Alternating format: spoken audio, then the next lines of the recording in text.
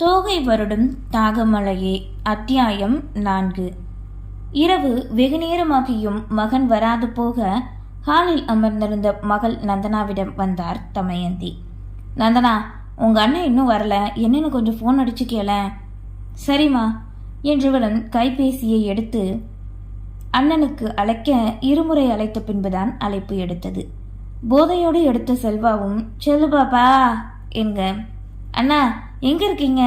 வீட்டுக்கு இன்னும் வரலன்னு அம்மா உனக்கு கால் பண்ண சொன்னாங்க. நான் சொக்கத்தில் இருக்கேன் என்கவே பேச்சினை வைத்து புரிந்து கொண்ட நந்தனாவும் சரி என கூறி வைத்து விட்டாள். என்னம்மா, எங்க இருக்கானா உன் அண்ணன்? வேற எங்க இருக்க போறாங்க, பண்ண வீட்டில் தான். தருதலையே பெற்று வச்சிருக்கேன். இப்படி குடின்னு குடிச்சு இந்த வயசுலயே உடம்ப கெடுத்துக்கிறான். கல்யாண வயசு வந்துருச்சு, இப்படி இருந்தா எவன் பொண்ணு கொடுப்பான் சொல்லு என்று வேதனையோடு மூச்சு வாங்க புலம்பவே, அம்மா டென்ஷன் ஆகாத, விடுமா, காலையில அண்ணன் வந்துருவான் என்க. என்ன நடக்குது இங்க? நந்தனா, நீ ஏன்டா இன்னும் தூங்காம இருக்க கேட்டவாறு உலகநாதன் வரவே சோஃபாவில் அமர்ந்திருந்த மனைவி சட்டென எழுந்து கொண்டார். நாளைக்கு காலேஜ் லீவ் தான்ப்பா, அதான் கொஞ்ச நேரம் டிவி பார்க்கலான்னு உட்கார்ந்தேன். சரிம்மா, ஒரு ரூம்ல வேணா டிவி மட்டும் சொல்லட்டா? எதுக்குப்பா, அதெல்லாம் வேண்டாம், இங்கே இருக்குல்ல அதுவே போதும். அப்புறம் சொல்ல மறந்துட்டேன், புது ஸ்கூட்டி சூப்பராக இருக்குப்பா, எனக்காக வாங்கி கொடுத்ததுக்கு ரொம்ப தேங்க்ஸ். நான் உங்களை கஷ்டப்படுத்துறேனா? ஏனோ அவளின் மனம் அவ்வாறு நினைக்க முகம் சுருங்க கேட்டாள். என்னலே இப்படி பேசுற? பிள்ளைக்கு வாங்கி தரது அப்பனோட கடமை. எதையும் மனசுக்குள்ள போட்டு நினைக்காம ராசாத்தி ஆட்டம் சந்தோஷமா இருக்கணும். இந்த அப்பனுக்கு இதுதான் வேணும் என்றதும் வேகமோடு தந்தையின் நெஞ்சில் வந்து சாய்ந்து கொண்டாள். தன் மகளை அரவணைப்பாய் தோளோடு அணைக்க விழிகளில் இருந்து வரும் கண்ணீரைத்தான் நந்தனாவால் நிறுத்த முடியவில்லை. அருகில் இருந்த மனைவியை கண்டவரோ, உனக்கு இங்கே என்னடி வேலை என்க. செல்வா இன்னும் வரல, அதான் நந்தனா கிட்ட கேட்க சொன்னேன். அவன் என்ன சின்ன பையனா? வயசு பையன், வீட்டுக்கு வரலன்னா என்ன அர்த்தம்னு உனக்கு தெரியாதா? ஏங்க, கல்யாண வயசுங்க, நீங்க கொஞ்சம் அவன்கிட்ட பேசக்கூடாதா? என்னத்த பேச சொல்ற? இந்த வயசுல இப்படித்தான் இருப்பான். அவன் ராசாடி. நான் நினைச்சா இப்போ ஒரு நிமிஷத்துல பொண்ணை கொண்டு வந்து கட்டி வைக்க முடியும். பொண்ணுன்னு சொன்னதுதான் ஞாபகம் வருது, ஒரு நல்ல வரன் வந்திருக்கு. வர வெள்ளிக்கிழமை போய் பார்த்துட்டு வந்துடலாம். சரிங்க, நேற்று கூட குடுகுறுப்புக்காரன் வந்து சீக்கிரமே இந்த வீட்டில் கல்யாணம் நடக்க போகுதுன்னு சொன்னான். அவன் வாய் முகூர்த்தம் நடந்தா போதும் என தமயந்தி சந்தோஷமாக கூறவே, அதை விட பேரானந்தம் கொண்ட நந்தனாவோ, ஐயோ அப்பா, அண்ணனுக்கு பொண்ணு பார்க்க ஆரம்பிச்சிட்டிங்களா? அப்ப சீக்கிரம் எனக்கு அண்ணி வர போறாங்க குதூகலமாக கண்களை துடைத்து கொண்டு மகிழ்ச்சியாய் கூறினாள். சீக்கிரம் உன்னோட இந்த ஆசையை அப்ப நிறைவேற்றி வச்சிடறேன் மகளின் தலையை வருடி கொடுத்தவாறு கூறினார் உலகநாதன். அவருக்கு தெரியாத ஒன்று இப்போதைக்கு அது நடக்க போறதில்லை என்று. ஆதவன் விழி திறந்துவிட பண்ணை வீட்டு கட்டிலில் படுத்திருந்த செல்வா நித்திரை களைய நெற்றியை பிடித்து கொண்டு எழுந்து அமர்ந்தான். நேற்று சரியான போத போல இப்படி தரவலிக்குதே. மண்டையை சிலிப்பு கொண்டவனோ எழுந்து முகம் கழுவ வெளியே வந்தான். நண்பர்கள் அனைவரும் பொருட்களை எல்லாம் அப்படியே போட்டுவிட்டு இரவிலே சென்றிருக்க அருகில் இருந்த தண்ணீர் குழாயில் நீரை பிடித்து முகத்தை கழுவினான். சுற்றி யாராவது இருக்கிறார்களா என தேடியவனின் விலைகளுக்கு வயலுக்கு தண்ணீர் பாய்ச்சி கொண்டிருந்த ஒருவர் விழுந்தார்.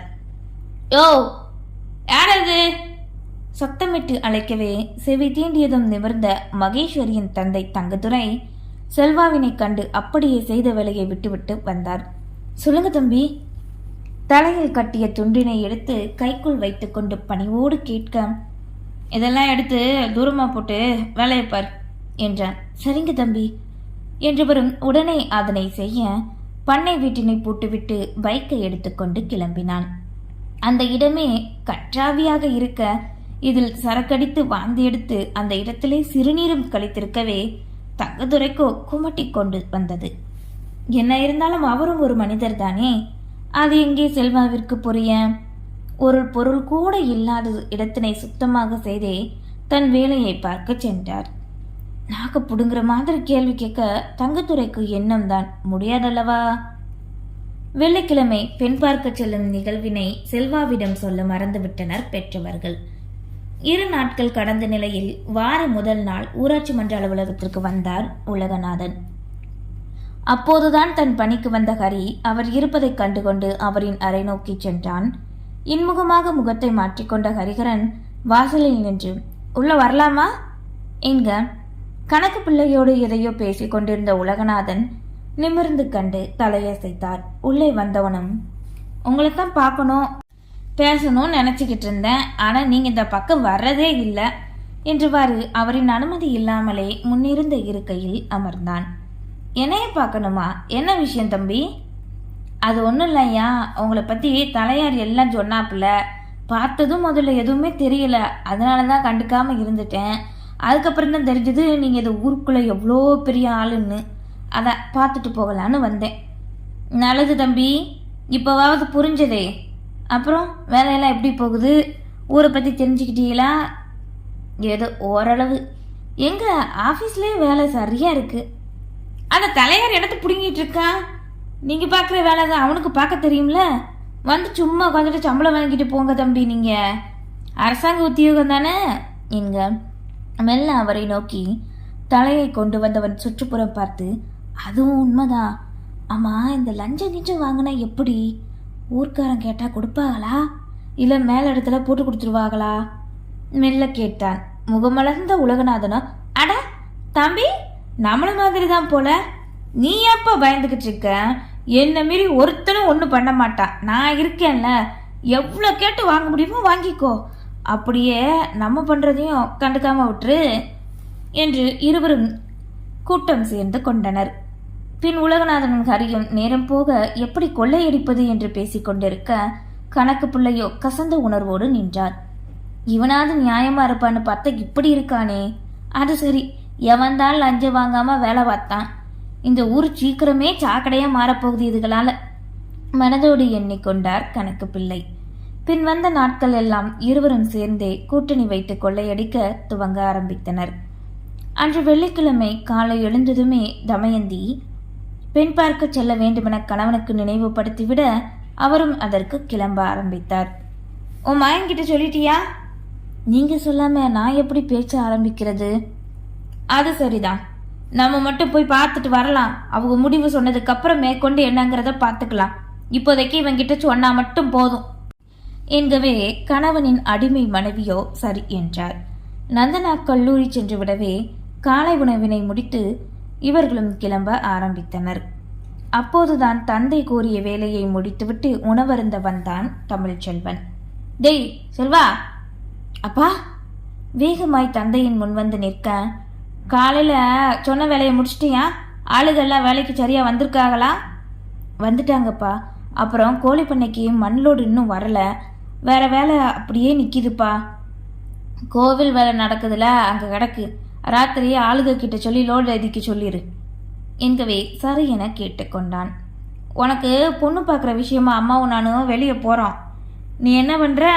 சாப்பிட்டு சாயங்காலம் போல் கீழே தெருவில் தங்கதோர வீட்டுக்கு போய் வட்டி காசு பணம் வாங்கிட்டு வந்துரு என்றவரோ மனைவியோடு வெளியேறிவிட்டார். அந்த ஊரில் கீழ்த்தெருவில் தாழ்வான ஜாதிக்காரர்கள் மட்டுமே வாழ்வார்கள். நான் இல்லாமல் பொண்ணு பார்க்க போகிறாங்களா? அது சரிதான் புலம்பிக் கொண்டே மாடி ஏறினான்.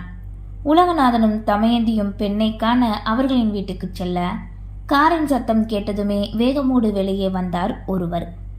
உலகநாதனை கண்டு, ஐயா வாங்க வாங்க, அம்மா நீங்களும் வாங்கம்மா பவ்யமாக அழைத்து உள்ளே செல்ல உள்ளிருந்த அவரின் மனைவியும் சேலையை இழுத்து மூடி பணிவோடு வரவேற்றார். பின் சிறிது நேரம் அமர்ந்து பேசியவர்கள், உனக்கு எங்கள் வீட்டு பொண்ணு கொடுக்கறது சம்மதம் தானே எங்க? என்னையா இப்படி கேட்டுப்புட்டீங்க? என்னதான் நான் அரசாங்க உத்தியோகம் பார்த்தாலும் உங்களுக்கு ஈடாக முடியுமா? எங்களுக்கு பரிபூர்ண சம்மதம். அப்போ சரி, பொண்ணை எங்க வர சொல்லி பார்த்துடலாம் என்றதும் பட்டுப்புடவை அணிந்து மல்லிகை சூடி கையில் காஃபியோடு ஒரு பெண் வந்து நின்றாள். இவங்க தான் தா மாப்பிள்ளையோட பெத்தவங்க, ஆசீர்வாதம் வாங்கிக்கோ என அவளின் தந்தை கூற கையில் இருந்ததை அவர்களிடம் கொடுத்து காலில் விழுந்து எழுந்தாள். பொண்ணு எங்களுக்கு ரொம்ப பிடிச்சி போச்சு, மேற்படி ஒரு நல்ல நாள் பார்த்து விசேஷத்தை வச்சுக்கலாம். ஐயா நகை சீர்வரிசை உனக்கு எவ்வளோ முடியுமோ அவ்வளோ செய், அதுவே எங்களுக்கு போதும். அப்புறம் நீ சொன்ன மாதிரியும் சங்கரங்கோயில் பக்கம் மெயினில் ஒரு இடம் சொன்னையே, சீக்கிரம் அந்த பிரச்சனையை முடிச்சு வச்சிடுறேன் என்க ரொம்ப நல்லது ஐயா, அது போதும் எனக்கு. வாயை பிளந்து பற்களை காட்டி சந்தோஷப்பட அங்கிருந்து கிளம்பினார்கள். அவர்கள் சென்ற நொடியே தன்னறைக்கு சென்ற அந்த பெண்ணோ தந்தை தன்னை விற்றதை நினைத்து கண்ணீர் வடித்தாள். மாலை நேரம் போல் தந்தை கூறிய வேலையை செய்ய தன் பைக்கினை எடுத்துக்கொண்டு கீழத்தெருவிற்கு சென்றான் தமிழ்ச்செல்வன். எதிரே வந்த ஒருவனிடம், இங்க தங்கதுரை வீடு எதுல என்க. அதோ அந்த ஓட்டு வீடுதான் அண்ணா என்றதும் அந்த வீட்டின் முன்னே சென்று நின்றான். தங்கதுரை, ஏ தங்கதுரை!